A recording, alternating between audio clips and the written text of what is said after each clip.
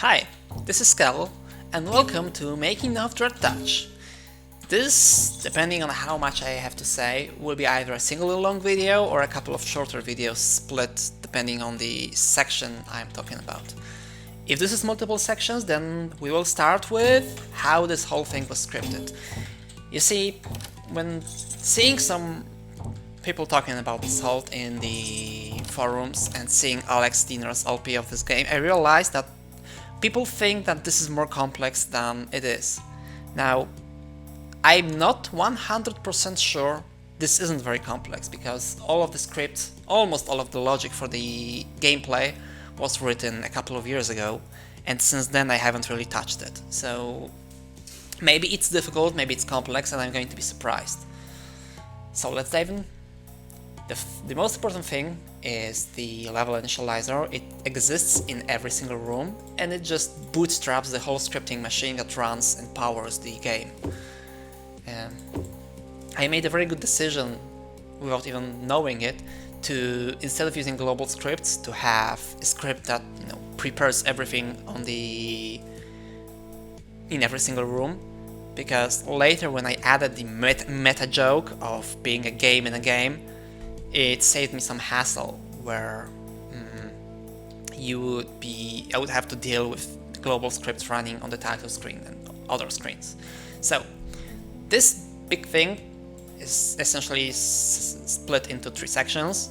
This sets up the player role things, set for variables, and create all of the entities that do the work. So we don't have any weapon for the player displayed. Player should not be able to enter shallow water, because shallow water is an obstacle in this hold. And player role is invisible, which is a custom character which has a sprite that is full of CO color, which means it's completely transparent. Then we set some variables. Wasted moves is used to count moves and report them at the end of the room when you have the option count wasted moves enabled. Player delta X and delta Y is for changing position, current player position, whether the room is failed. It can happen if you step on in the conquer token before this thing here, before you have killed every single enemy in the room. Next we have player action, which is the action done by the player in the last turn. It's used for some things like reporting wasted moves, I think killing some enemies maybe. There's the variable awake, whether the enemies are awake or not. Daggers. At some point early in the development, I wanted to have make it so that you actually have a limited number of stabs you can do, and each time you kill an enemy you use a single stab and you would have to collect them. Then there are all of the inventory slots. I don't think it's possible in any of the existing rooms to fill it to the brim, but initially it was possible. Next is the control reader, inventory slots. I'll get back to this one. These have specific positions, and the script is done in such a way that inventory slot, it checks the position it's in, and based on that it knows what inventory slot it uses. Yeah, so we have set item value, go sub, set variable temporary, which is sets it to my X position minus 10, then divided by 2, and depending on the value from this we set the values. I could have just skipped that and wait until value my X is equal to 10 and 12 and 14, but then if I wanted to move the inventory a little bit, I would have to change all of those lines instead of just changing this single line. So yeah, slight optimization. Then it's just let's see, yeah, set graphic, which updates the appearance of this character to display what the player has in that inventory slot. So let's go back to our level initializer. So I'll get back to this one. The hinter is for displaying the hint that wasted moves you can do some moves. These 3 are used by the puzzle mode to replace automatically pits by walls, automatically replace certain types of floors with the default one, and replace non-standard walls with the one true wall that should be used everywhere. Quick to title is the script that checks for using the special command and taking player back to the either title screen if you're playing the campaign, or the level selection screen if you're playing a level from level selection. Restart completed or level complete. Okay, let's see what restart completed does. Restart completed. Okay, yeah. So what it does is it wait for turn 0. Wait for cleaner.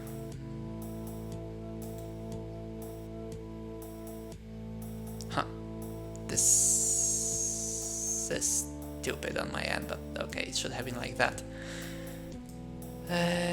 Yeah. Okay, never mind. So this is the script that checks that, you know, you're playing this from the level selection screen, and if on the first turn the level is cleared or uncleared, then it will no, if the level is cleared, it will create the seeding beacon, wait a turn for the seeding beacon to trigger, or, you know, have the time to actually get incorporated into DROD's logic, and then just restart the level by generating this entity, which is like a function, go to level by number, which I will get to soon. Then we have the level initializer again.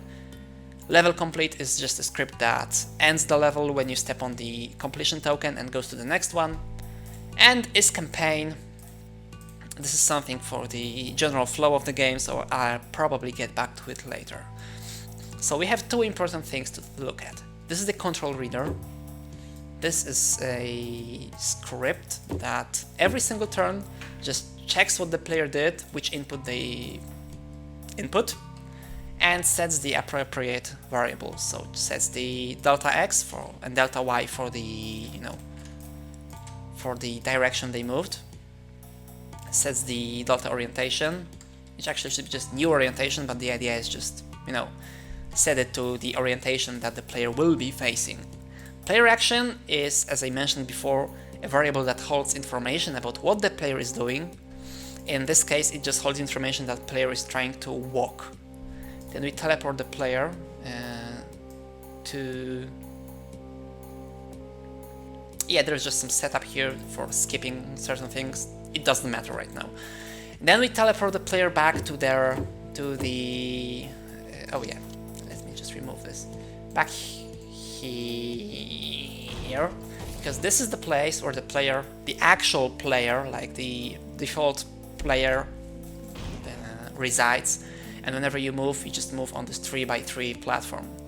So I have no idea why this script is teleporting the player, why control reader is doing that, but for some... oh yeah, of course I know, because after it read the movement and you're maybe on the east side of the platform, by the next turn we want the player to be in the middle. This is not needed because this is done later by the player script here, which does all of the logic of the gameplay. So essentially we have three things right now. We have the level initializer, which does prepares the room for being played. Then we have control reader, reads input and sends it to player, and the player, and it does it every turn. And then we have player, which does the actual player logic, player movement logic even. So this is it. So let's check the huge and scary player script. It is about this many lines. I think it's about 300 something. It starts with a huge else-if section of changing the appearance depending on the value you have selected in the options. Then what it does is check if we started on the vision token, just wake all of the monsters immediately. Then we do appear so that this character is actually displayed, because maybe for some reason I would forgot to set visible to true.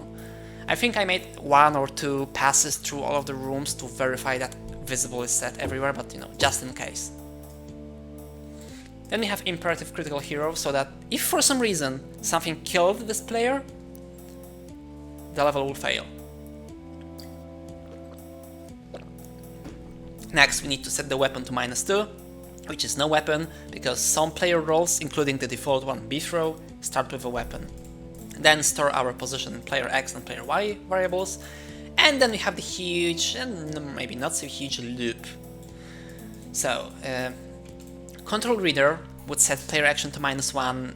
No, stop right here. Player action -1 is something special that is used in the post mastery area, so I'll get back to it later. Essentially, if this variable is set to -1, we are not operating in the logic of the game anymore, at least until it's set to something else.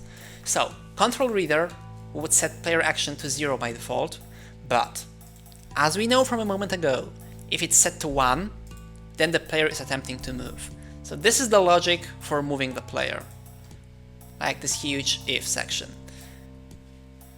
If player action at this point is set to anything else than 1, we just wait and do nothing. Okay, so what do we have here? We have me being stupid for one, so we set the MyScript X and Y variables to the position we are trying to move to. So player X, which is the position we are at the moment, plus some magic with thank you for being able to speak me, with modulus operator, yes, modulo operator. Just some magic with orientation. So instead of using the player D delta X or delta Y that I have, set in control reader, as you have seen before, I'm just doing this magic, which essentially gives the same number. This is a function which, given orientation, will give you the X of the orientation. So for westward facing values, for westward facing orientations, this would give you -1, for eastward +1, and for just waiting north or south, it will give you 0. And this is the same for vertical movement. So essentially what I'm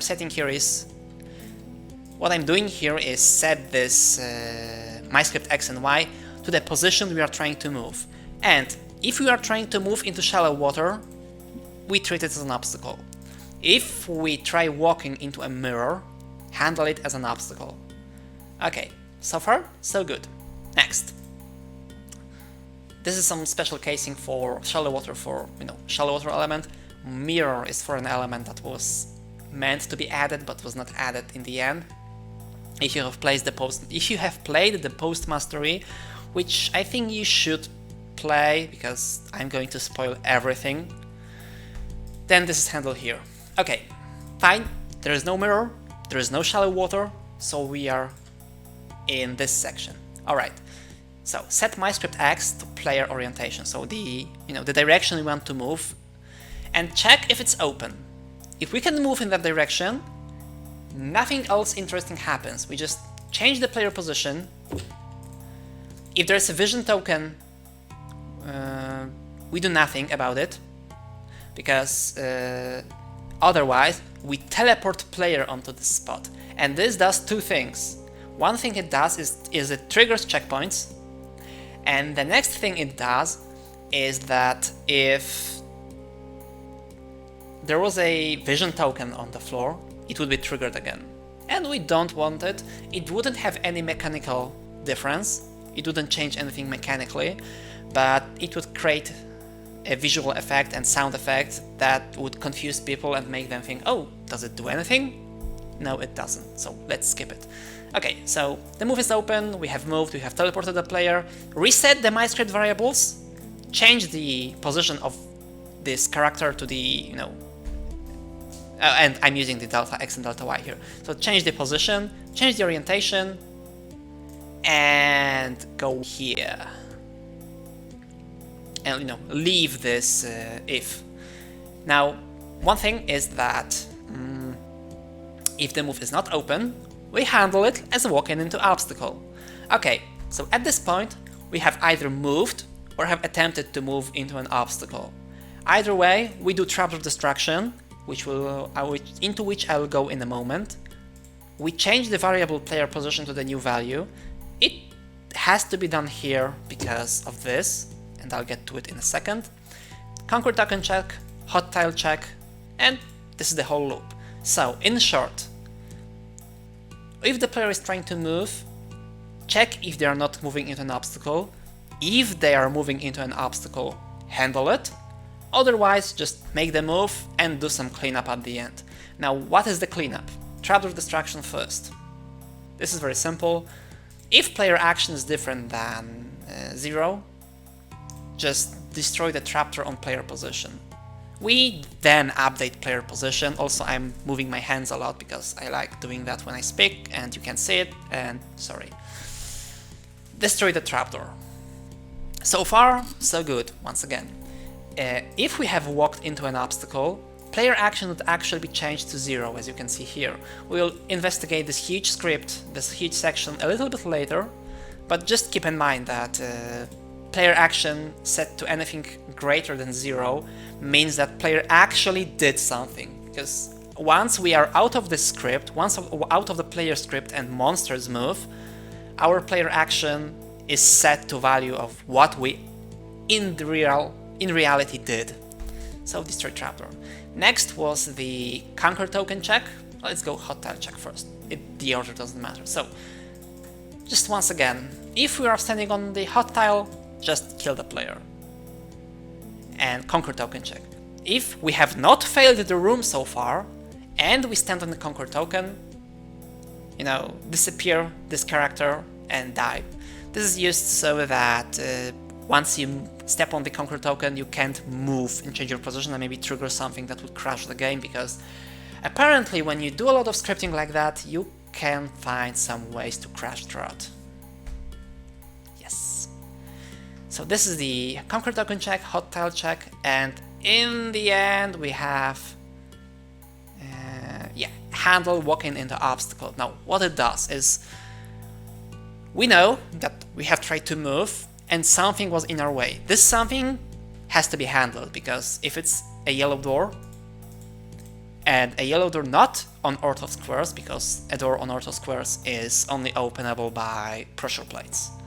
So if it's a regular yellow door, we open it, we make a graphical effect, we generate entity that closes it once we are more than one tile away from it, we change the action to what we did, which is number 2, change the orientation to the direction we tried to move to. So essentially, every single thing you can interact with is handled in here.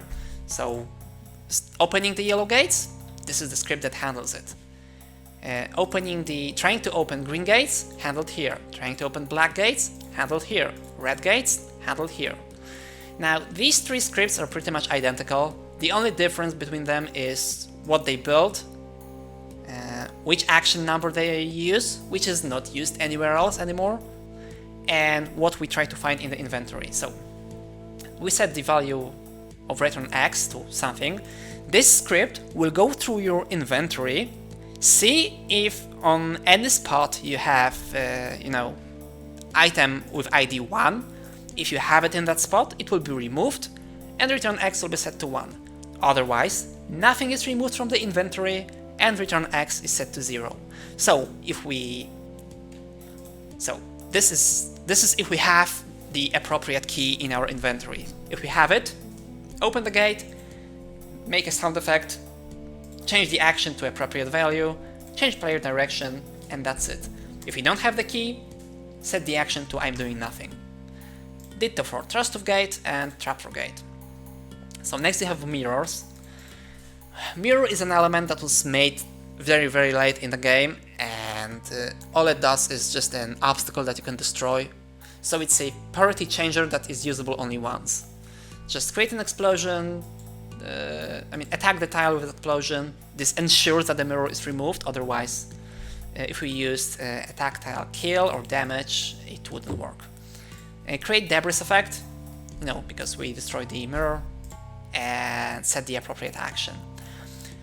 If the obstacle we are trying to move into is Roachy, kill it. Gazer, kill it. Blue Slime, or Blue Slime ready, and other enemies introduced very late into the game and used only in post-mastery, kill them.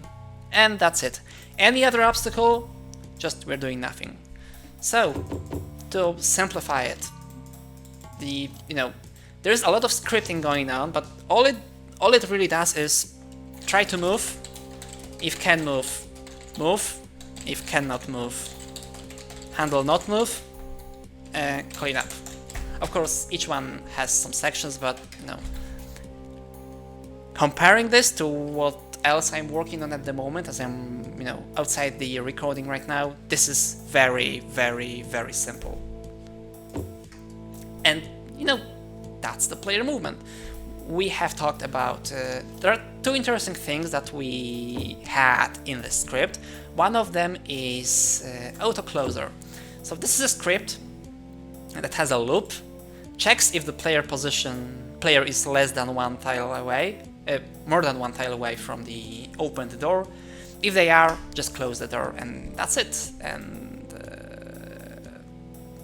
oh yeah, so in the old days we had this script, but for some reason it didn't work because entity type player only works when you play as Beef Robotkin.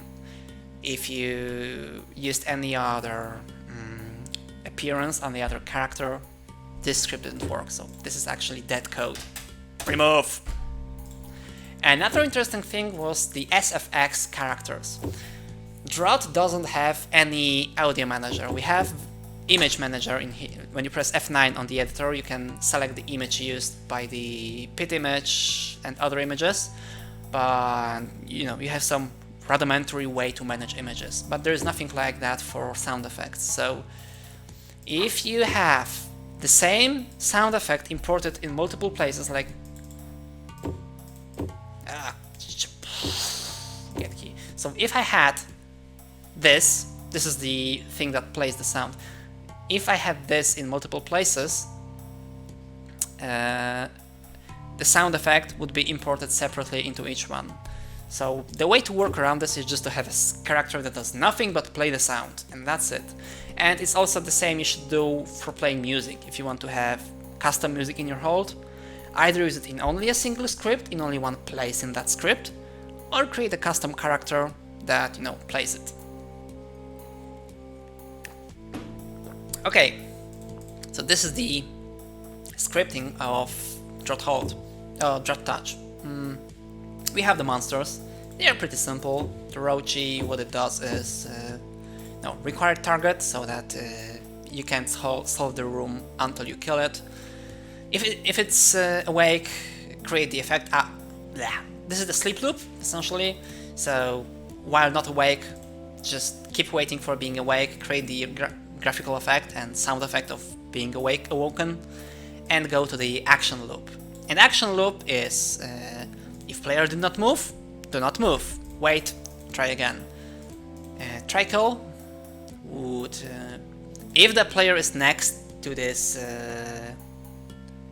to the Rochi, just assume that we want to move into the player and try to make that move. So if the player X is the same and they are above us, then try to move up. If below us, try to move down, and so on. And then it does make move, but we'll get back to it. So trickle. If this didn't do anything, if this didn't circumvent everything else, then we use an algorithm to find where we want to move, and the way it does it is if X is different, then set the appropriate values. If Y is different, set the appropriate values, and then move into the move along the axis that has more distance to the player. So if you have distance of 5 horizontally and 10 vertically, try to move vertically. If there is a tiebreaker, then prefer moving Y, so vertically, than horizontally. Then there's this finish move label, which is called to circumvent some... Is it circumvent the correct word even? Just to skip some processing that otherwise we would not want to do. So try move YX, and XY will essentially do try move X. If it didn't work, then try move Y. And try move X is like this. If we are trying to move to the left, and we can move to the left, go to the left. And if we try to go to the right, and we can move to the right, go to the right. The same for Y. And finally we go to the make move script, which does the following. Let's see. Yeah, so this checks. If the move will kill the player, then do some magic that I will not go into details of that kills the player. Essentially, if we are killing the player in this turn, then do some pre-processing before we kill them. Otherwise, see if you are not going to die on a hot tile. If we are going to die on a hot tile, just go and die on the hot tile. Otherwise, make a regular move. Like, the most regular move you can make. And then go to finish move, which is here, which essentially is the same as go to act loop. So, let's break it down a little. First, if not awake, wait to awake. Wait to awoken and, go to the next step.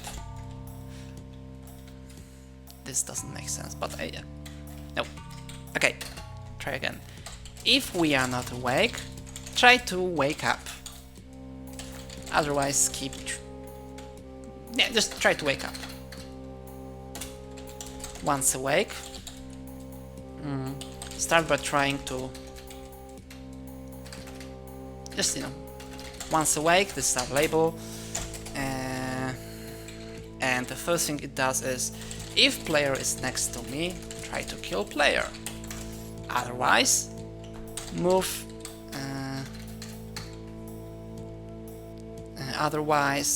Try to move along the longer axis. And the move itself is kill player if we are about to do it. Otherwise, die on a hot tile if the target tile is one. Otherwise, just move. No. There's a lot of scripting, a lot of boilerplate code that does some additional logic, but when you break it down into steps, it's very simple. So this is the Rochi.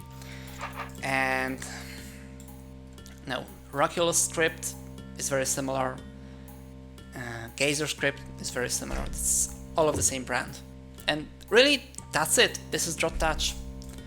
We have the Conquer token script, which checks if we're on the Conquer token. Just end the script, end the stage, report on their results. And I have to say, we have been recording for 28 minutes, and yeah, I will be splitting this into separate videos. So this is the logic, the scripting that powers DROD Touch gameplay. Very simple, nothing really complex. If you can't follow what I was saying, then I'm going to blame myself and not the complexity of the script. If you are not doing a lot of scripting, you may be unfamiliar with some of the capabilities that this DROD has.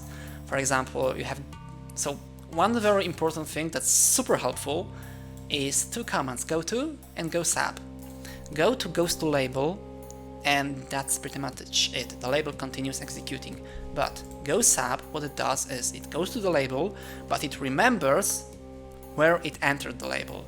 And if in this label, inside this label or anywhere else, you use the command return, it will take you back to the last go sap. So if you would have something like, let's see, like this, and then what is it like this? Actually, maybe I'll just use scripting to show you that. So if you had label inside 1, inside 2, inside 3, and we want to return, like that, and go sap inside 3, and inside 2, and inside 1. Yeah, So this will enter this label. This will enter this label. This will enter this label. This return will move the execution pointer here. So then it will go to return, and this will return the execution pointer here, return here. So what would happen is, if we run this code,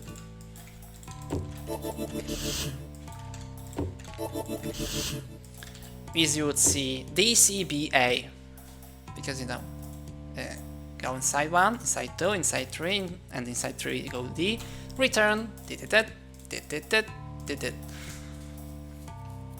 There is another thing about it, is that the return persists between waits, and if you have a lot of experience as a programmer, this may be very confusing for you, because at least I have a problem with this a lot in DROD, is that I'm used for all of the code on my screen to execute between frames, right? So when I make a game in Game Maker or anything else, just essentially run all the code, then render the graphics and take the input. Run all the code, render graphics, take the input, and that's how it happens. But in DROD script, if you have wait here, for example, maybe it's not the best example. If you had wait here, what would happen is go inside 1, go inside 2, go inside 3, you would see D, then it will wait the turn, and on the next turn it will continue with C, then B, then A. What I'm saying is that when you have experience doing normal programming, the fact that the position of the code execution stays, the script executes where it stopped on the last turn, is something that trips me up from time to time, even after I have been making a lot of things in DROD script and really complicated things. Right, so ghost up is very important. I like also to sometimes extract some common functionality into a function, and because in DROD you don't have functions, but you have generate entity, you can do things like the function go to level by number, where you set some variable, global variable, create an entity, the entity knows to expect the input into it in this variable, so it will handle it somehow, and then return the execution back to the script that created it. Because this is pretty nice, is that in DROD, a generated entity executes immediately. The script of the entity executes immediately when you create it, but only the no movement actions. If you had any movement action, it would be delayed into this script's proper execution time. A lot to talk about when you have cold and a little bit sore throat. So this is what powers DROD Touch in terms of the gameplay. Next, I will talk about how the meta joke was developed as the meta joke of a standalone game, a bit of the scripting that powers it, and that's it. Thank you for watching. Bye.